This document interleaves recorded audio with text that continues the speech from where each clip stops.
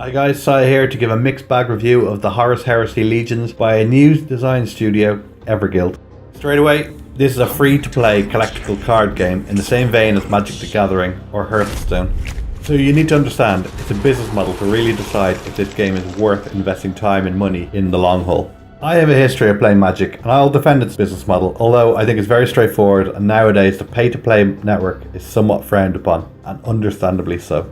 In a nutshell, to collect the best cards and have the best drafting competitive abilities, investing time alone won't get you to the top.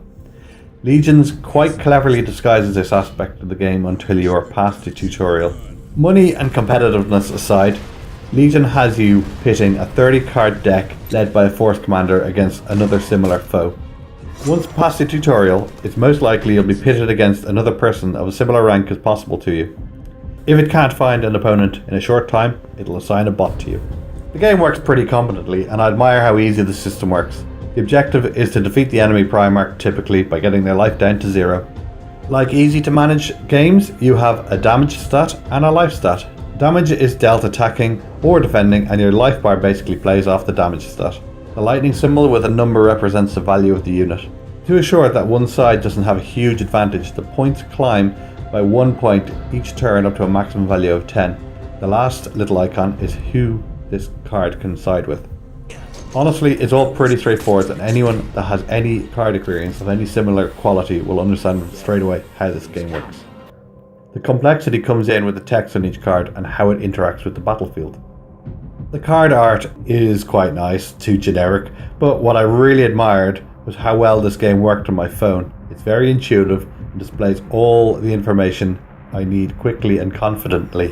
What I don't like about Legions is the sorting out your decks angle. It's a little clunky and there's a lot of information to deal with at once.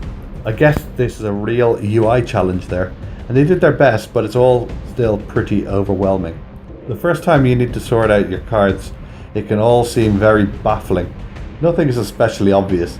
The rewards you get for each mission try to goad you into the deck building aspect, but in honesty, Deathwatch did this better.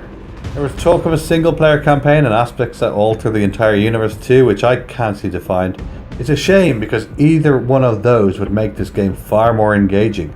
A massive team versus team in a giant campaign would make you feel a lot more involved, and a single player campaign could really introduce different scenario setups to break up the repetition. Overall, Legions is quite polished, but doesn't go any further than other CCGs out there. I'm not sure what fanbase they really are looking for, as CCG lovers will unlikely leave their current platform for this, and people new to 40k may feel it's a bit too Magic the Gathering business model for them.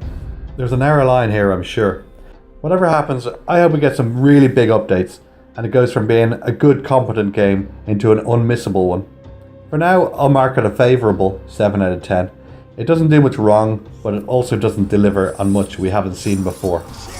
Thanks for watching, and we'll see you next time. The road to Terra is open.